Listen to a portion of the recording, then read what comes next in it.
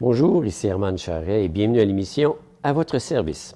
Alors cette semaine, nous vous offrons une émission écourtée. Eh bien oui, Dame Nature nous a joué un tour et ce qui a fait que certains invités n'ont pu se déplacer pour venir enregistrer comme tel l'émission d'aujourd'hui. Par contre, nous avons quand même du contenu fort intéressant et nous allons rencontrer M. Armand Bégin, qui est curé ici à la fabrique de Baie-Saint-Paul, qui va venir nous parler de fusion des 8 fabriques de la région de Charlevoix-Ouest. Alors, bonne émission.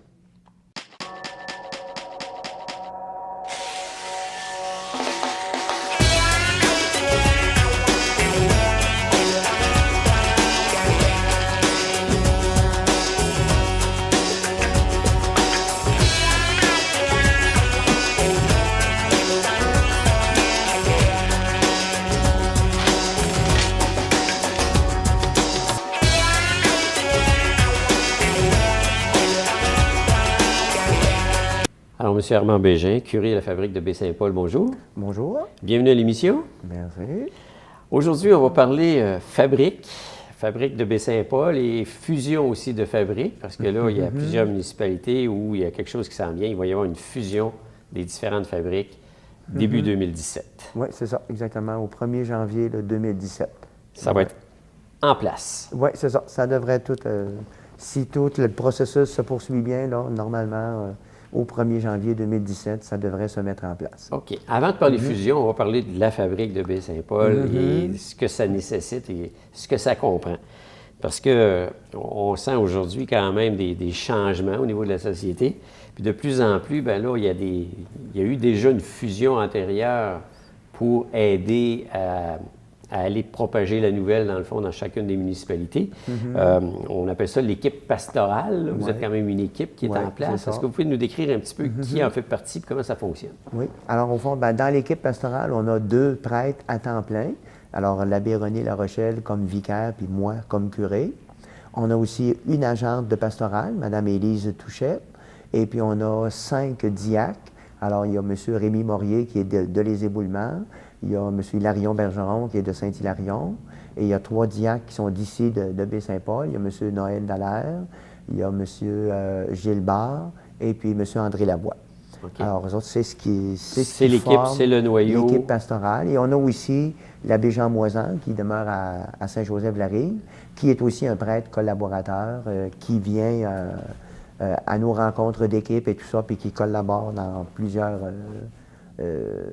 dossiers là aussi avec nous autres. Là, pour le moment, il est obligé de ralentir ses activités à cause d'un problème de santé. Là, toujours la santé qui vient jouer dans il a bien hâte de pouvoir récupérer et de se retrouver avec nous autres et tout ça. On lui souhaite un bon rétablissement. Oui, sûrement. On va le porter dans nos prières. Oui.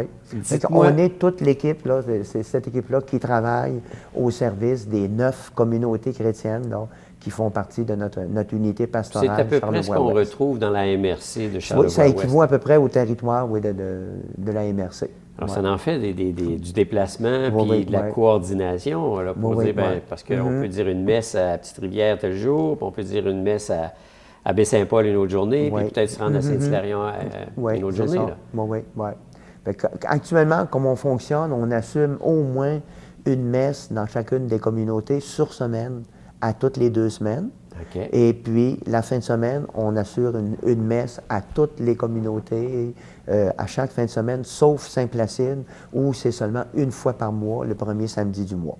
Okay. Parce que les autres, ils ont déjà une habitude de créer depuis plusieurs années où ça fonctionnait de même. Là, parce que seuls les prêtres ont le droit de célébrer une messe. De célébrer la messe, oui, c'est ça. Alors, vous êtes 2, puis vous avez de l'aide venant de différentes personnes. Oui, on a aussi la fin de semaine, c'est ça, des prêtres qu'on appelle un peu comme vicaires dominicaux, là. Alors, l'abbé Jean-Guy Breton qui vient à peu près, lui, 3 fins de semaine sur 4, puis occasionnellement aussi pendant qu'un ou l'autre est en vacances, là, qui vient nous aider et nous accompagner. On a aussi l'abbé Rosaire Leblanc qui demeure ici à Baie-Saint-Paul, qui est originaire de Baie-Saint-Paul, qui vient nous aider lui aussi à peu près 2 fins de semaine sur 4, là. Et puis pour d'autres occasions, comme par exemple, il va présider des funérailles en fin de semaine, là, ou alors, occasionnellement de même. Puis on a aussi des fois d'autres prêtres qui, eux autres, plus rarement, mais dans l'année, là, vont venir nous aider particulièrement dans les jours saints, la semaine sainte, dans le temps de Noël et tout ça. Fait qu'on est peu toute cette équipe-là au service là, des 9 communautés chrétiennes. Ça demande de la coordination, ça. Oui, c'est ça. Il faut bien planifier l'horaire et puis... Ici, à Baie-Saint-Paul, vous avez 4 messes régulières par semaine. Oui, c'est ça. Je pense que c'est les jeudis, Alors, vendredis, jeudi et le matin. vendredi sur semaine, puis la fin de semaine, le samedi à 16h et le dimanche à 10h30. OK. Ouais. Pour mon information, les prêtres ont le droit de dire les messes ou célébrer les messes. Les diacres, eux autres, ils ne peuvent pas célébrer de messe. Non, c'est sûr, parce qu'étant donné qu'ils ne sont pas prêtres, évidemment, ils ne peuvent pas célébrer l'Eucharistie, mais ils peuvent cependant, par exemple, présider des baptêmes, des mariages, puis aussi des funérailles, sauf qu'évidemment, ben là, ils ne peuvent pas avoir la messe avec la célébration qu'ils vont présider, étant donné qu'ils ne sont pas prêtres, là. OK. Et puis, ils assument aussi d'autres responsabilités dans le milieu, comme des fois faire de la préparation au sacrement du baptême, de l'initiation à la vie chrétienne, des catéchèses. On a des fois, par exemple, comme André Lavoie, là, qui est impliqué auprès d'un groupe qui s'appelle Centrum, là, Oui. alors qui permet à des hommes de se rassembler puis de parler de leur condition masculine, qui n'est pas toujours évidente dans la société d'aujourd'hui et tout ça. Alors lui, des fois, il accompagne un groupe comme ça.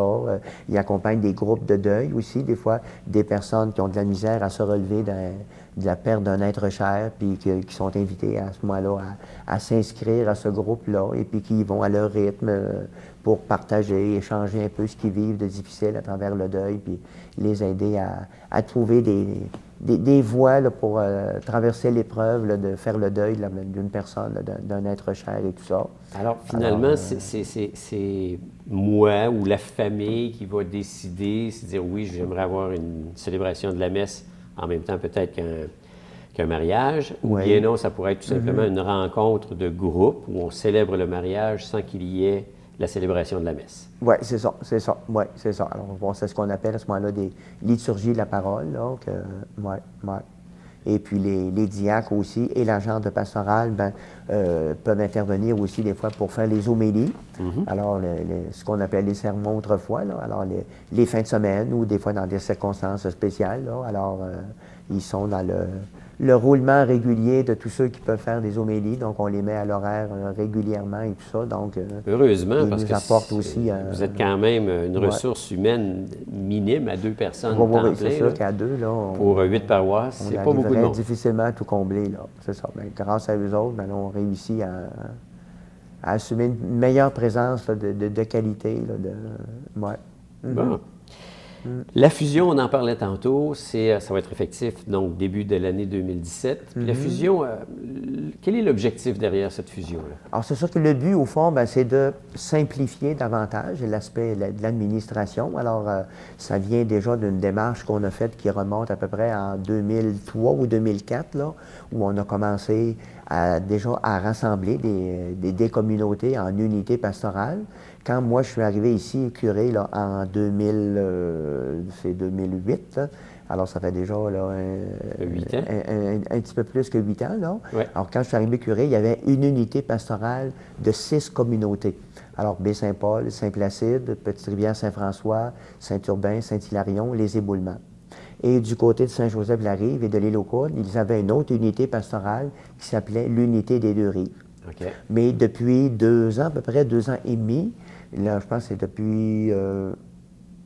c'est depuis 2013, c'est ça. Là, on n'a plus maintenant qu'une seule unité pastorale qui est formée de ces 9 communautés chrétiennes-là, les 3 qu'il y avait dans l'ancienne unité des deux rives et les 6 qu'il y avait dans l'ancienne unité là, qu'on appelait Monts et Merveilles, là, autour de Baie-Saint-Paul. Alors, en tout, ça forme 9 communautés, mais ça fait 8 conseils de fabrique parce que Saint-Placide fait déjà partie depuis plusieurs années de Baie-Saint-Paul, du conseil de fabrique de Baie-Saint-Paul. Alors, au fond, c'est toutes ces 8 fabriques-là, ces 8 conseils de fabrique. On faisait quand même régulièrement là, une rencontre des présidents d'assemblée de fabrique pour se mettre un peu au courant des défis qu'on avait dans chacune de nos paroisses et puis qu'est-ce qu'on pourrait essayer de mettre en commun, discuter un peu de ce qui pourrait nous aider à avancer davantage ensemble et tout ça. Donc, le lien était déjà créé, donc ce qui fait que ça n'a pas été difficile de continuer à envisager là, la possibilité de former une seule fabrique.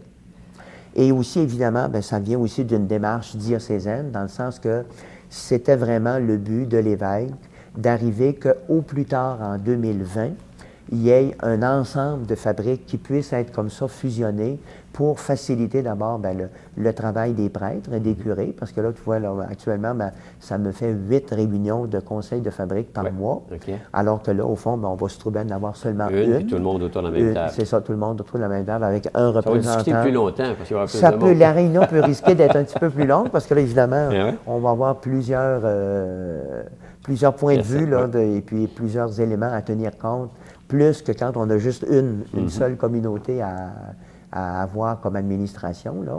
Alors, c'est un peu ça aussi, au fond, c'est de mettre en commun tous les services et puis de nous aider à avoir une administration qui soit plus facile, regroupée en une seule... Puis il y a des économies d'échelle qui vont se faire du point de vue monétaire, j'imagine. Oui, aussi, à long terme, oui, aussi, c'est ça. C'est sûr que, on dit, en regroupant les achats, en faisant des mises en commun aussi des différents services que les employés peuvent aussi se rendre là, d'une place à l'autre. Là, actuellement, c'est chaque fabrique qui avait ses employés qui s'occupaient de son secteur chez eux, tandis que là, on a rencontré d'ailleurs déjà tous les employés des différentes fabriques pour les avertir du changement qui risque de se produire au 1er janvier, puis au moins pour les rassurer que leur emploi va être maintenu. Les emplois sont là, malgré la fusion. Parce que souvent, on entend fusion, OK, des fois, souvent, on a le réflexe de dire, là, s'il y a fusion, ça veut dire qu'il va y avoir une diminution de postes, là. Mais non, on a bien rassuré les différents employés que leur travail continuait d'être important puis qu'on avait besoin d'eux. Mais sauf que peut-être que la répartition du travail se ferait peut-être autrement. Dans le sens que là, par exemple, au niveau juste administration, on a une secrétaire administrative qui va être ici à Baie-Saint-Paul, qui va régler toutes les factures, tous les comptes, tous les dépôts de chacune des 8 fabriques actuellement existantes. Alors là, ceux qui le faisaient dans les autres paroisses, eux autres, les secrétaires, ils se disent, je vais-tu continuer d'avoir du travail, là, moi? Alors là, on les a rassurés en leur disant, oui, peut-être que ce ne sera plus l'aspect administration comme vous le faisiez dans votre fabrique, mais il y aura peut-être d'autres responsabilités qu'on vous confiera. Fait que là, on va les rencontrer au cours de l'automne, probablement, là, pour préciser davantage quelles seraient leurs nouvelles tâches, là, puis mettre sur papier exactement comment le nombre d'heures de leurs tâches sera réparti et tout ça. Pour ce qui est de ceux qui travaillent à l'entretien, bien là, c'est sûr qu'eux autres, ça risque de rester dans le secteur où ils travaillaient, dans Saint-Urbain, ou les Éboulements, ou Petite-Rivière-Saint-François, ou ailleurs, là. Par contre, Petite-Rivière-Saint-François, là, on n'a plus bien d'entretien, étant donné que maintenant, depuis l'an passé, l'Église, c'est la municipalité qui s'en est portée acquéreur là, pour la somme de 1 $. Là. Fait que c'est un peu ça, disons, le but de former une seule fabrique, c'est de regrouper les forces, puis faire que les forces aussi soient moins dispersées, dans le sens qu'au fond, si on peut s'entraider d'une communauté à l'autre pour un service, au lieu que on essaye de l'avoir chacun chez nous, si on peut mettre en commun... l'union fait la force. Oui, comme on dit. Ouais. Dites-moi, oui, vous avez l'équipe de pastoral, vous avez les 8 fabriques, mais...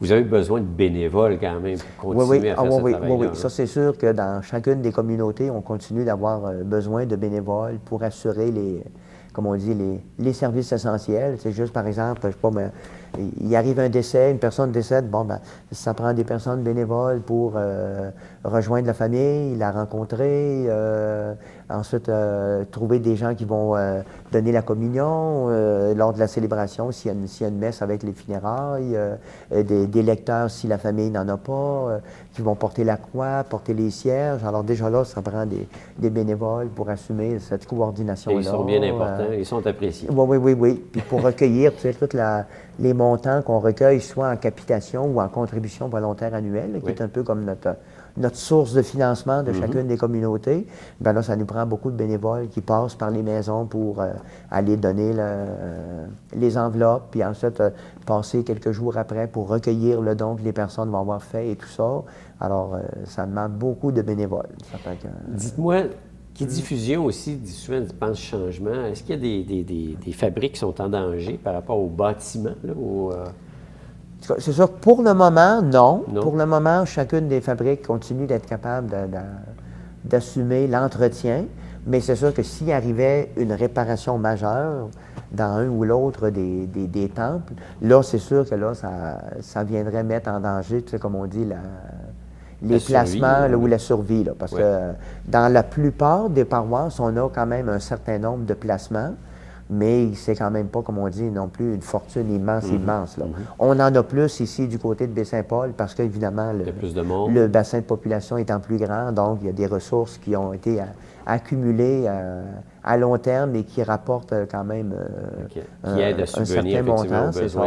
Mais c'est sûr que ça va être bien établi que dans la nouvelle fabrique, la manière dont ça va fonctionner, c'est que si une communauté précise là, a de la misère à arriver ou qu'elle envisage, bon, ben là, on ne sera plus capable de continuer à faire vivre notre Église, c'est sûr que ce n'est pas les autres communautés qui vont dire, ben là, OK, on va tout absorber vos déficits ou vos problèmes, puis on va régler ça pour vous autres. À court terme, ça peut aider, mais à moyen terme, ça affaiblirait tout le monde. Oui, c'est ça.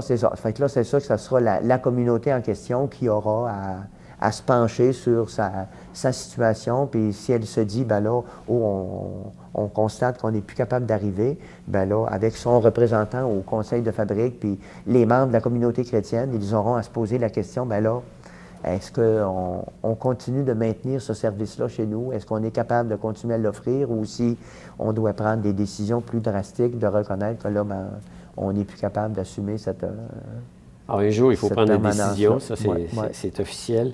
Dans le pire des scénarios, quand on regarde un petit peu ce qui se passe du point de vue religion d'une façon générale, du moins dans les pays dits développés, ça serait quoi les principaux défis là, pour vous en termes d'organisation religieuse? Bien, c'est sûr, c'est de garder les moyens pour favoriser l'évangélisation.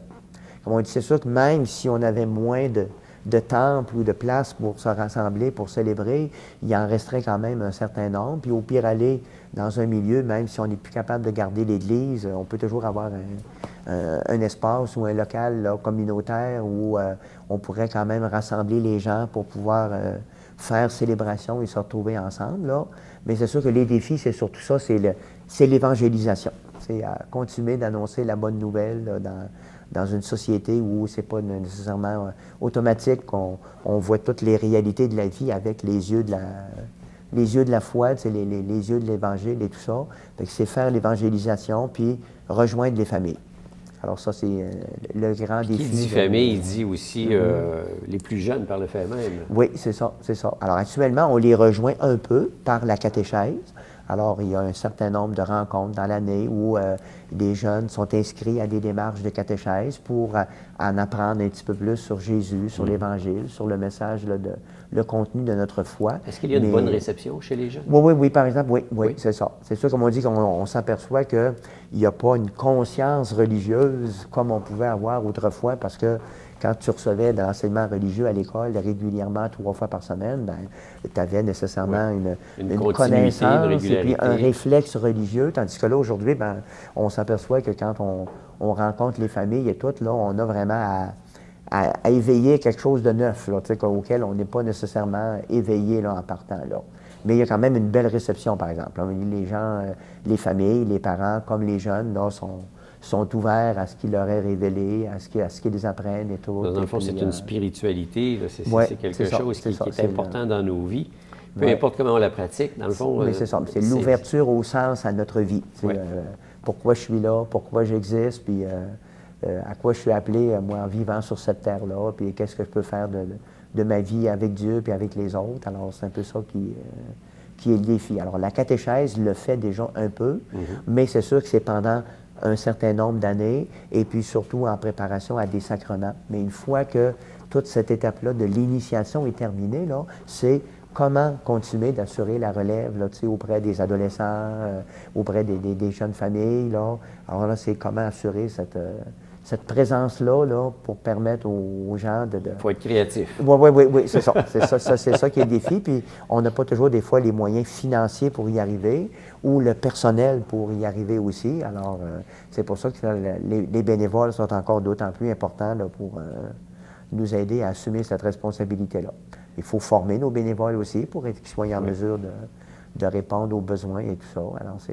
Alors, s'ils veulent se recueillir, maintenant, on est rendu avec un beau jardin qui est le jardin de François. Ben oui, oui. Un don des petites franciscaines de Marie.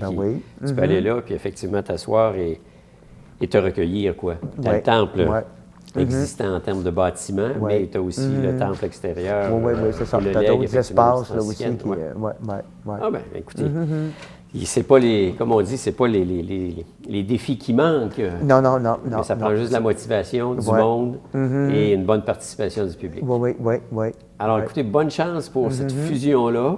On aura sûrement l'occasion de s'en jaser. Oui, puis justement, en tout cas, la prochaine étape qu'on va franchir, c'est que dans chacune des 9 communautés chrétiennes, soit à l'intérieur de la messe de fin de semaine ou encore lors d'une rencontre auquel les gens vont être convoqués, on va les rencontrer puis on va leur remettre une feuille là, qui dit exactement ce à quoi il va y avoir des changements puis ce qui va rester pareil dans la nouvelle fabrique.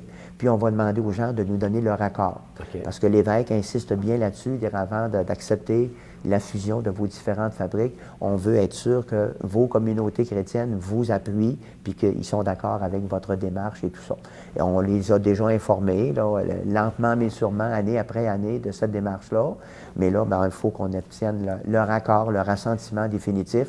C'est ce qu'on va faire au cours du mois de mars. Il faut que ça se fasse d'une façon harmonieuse. Oui, c'est ça. Pour être sûr, comme on dit, qu'on a les gens plus derrière nous que plutôt, tu sais, s'ils sont agressifs contre ça ou qu'ils disent, qu'ils ont toujours qui sont rébarbatifs, là, évidemment, ça risque de compliquer plus l'exercice de notre mission. Dieu est amour, on va plutôt que de la facilité. facilité. Mais il y a déjà là, je pense qu'il y a déjà une très bonne disposition. Puis le fait qu'on ait des représentants de chacune des communautés qui sont au comité qui travaillent à former la nouvelle fabrique, puis il y a une très bonne collaboration entre eux autres, puis une belle complicité qui se vit. Alors déjà là, c'est sur la bonne voie. C'est sur la bonne voie. Bien, Monsieur Bégin, merci beaucoup. Alors, ça et on aura le plaisir de s'en jaser. C'est très bien. Alors, merci bien.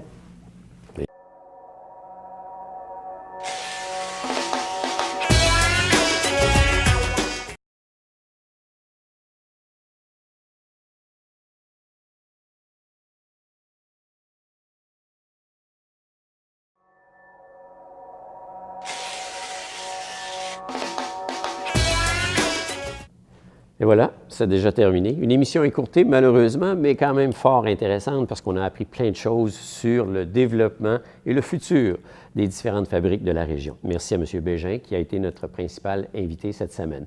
Merci également à Normand Gauthier pour la technique. Merci à la bibliothèque René Richard, qui nous accueille de semaine en semaine pour l'enregistrement de cette émission. Quant à moi, je vous lance l'invitation. Si vous avez des sujets que vous aimeriez discuter dans le cadre de cette émission, contactez-nous à TVCO au numéro 88 435 51 34. Entre-temps, je vous souhaite une bonne semaine et à très bientôt.